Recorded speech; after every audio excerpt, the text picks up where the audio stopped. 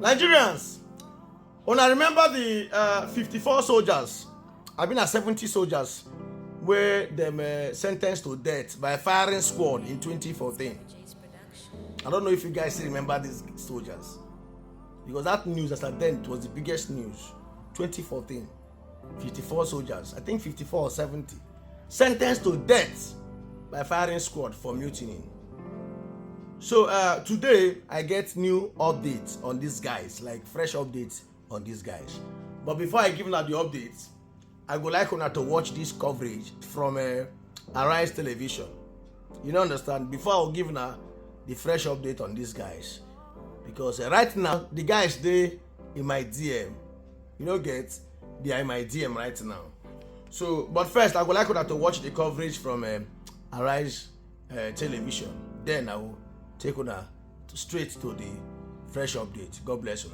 The young man was a private awaiting promotion in the Nigerian army in 2014 when he and other soldiers faced a court-martial for refusing to fight terrorist organization Boko Haram in a special mission to recapture Dalua and Damboa in Borno State.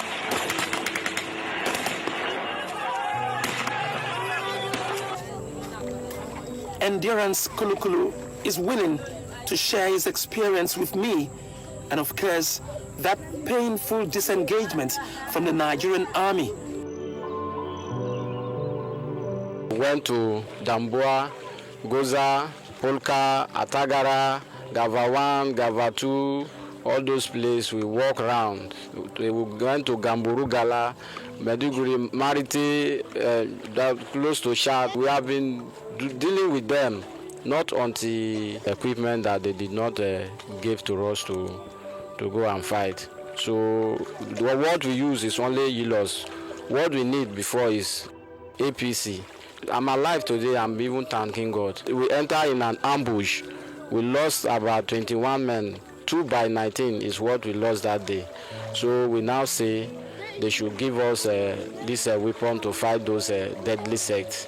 They refuse to give us. So we say, except they give us that thing, we cannot go and commit suicide.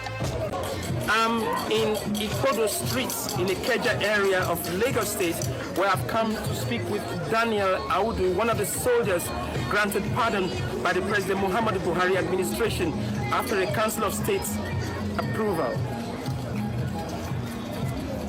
Nigeria is not being fair to us. I fought for this country in the Northeast there more than a year, and you discover that when we embarked on mission, we lost some competent men that are supposed to be the defender of this country because of inferior weapon. And we are still appealing to the government that without that weapon, this country cannot withstand the challenge that is ongoing. For how long that the military are there fighting in Meduguri? If we are being given the appropriate weapon, fighting Boko Haram won't take us more than 6 months, because I know the training we had. Sunday Godwin was a private at the time of the incident.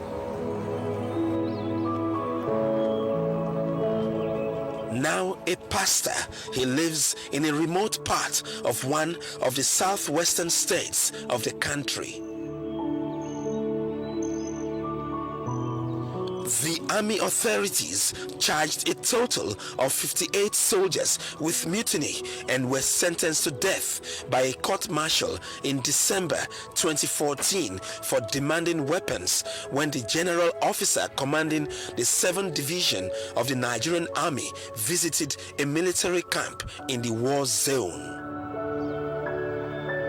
12 soldiers were earlier convicted and sentenced to death in September of the same month, raising the number to 70 on death row. That's in 2014, December 17. We were given death penalty by firing squads. We were moved to Kirikiri prison. The death sentence was now commuted to 10 years imprisonment. With the effort of God and the effort of Sanfemi Falana, because he never give up. All through this journey, he never give up. He made sure we get justice. His narrative paints a picture of survival in the face of what he describes as unmatched weaponry at the battlefront. If you see the kind of weapon those terrorists are having, in fact, we wish we are the one having this kind of weapon. Within 24 hours, those terrorists will not survive it. RPG have become, some of them, their personal weapon. You see them with MPMG, BNG.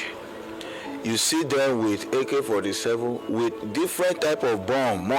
So for those of you who don't follow up the story, as at that time, so this thing happened 2014. According to the report at that time, according to the report, these 54 soldiers or 70 soldiers were charged for mutinying and conspiracy to commit mutiny in 2014, and they were sentenced to death by a firing squad, all of them. So then, now Femi Falana be their lawyer. As God may have it, this guy, the lawyer, really fight. Like Femi Falana really try. So last, this guy's gonna end up for prison. So they serve from that 2014 to 2022, when Buhari can become the president of the Federal Republic of Nigeria. So that Buhari can grant them presidential pardon after them serving for 7 years and 8 months. You don't understand?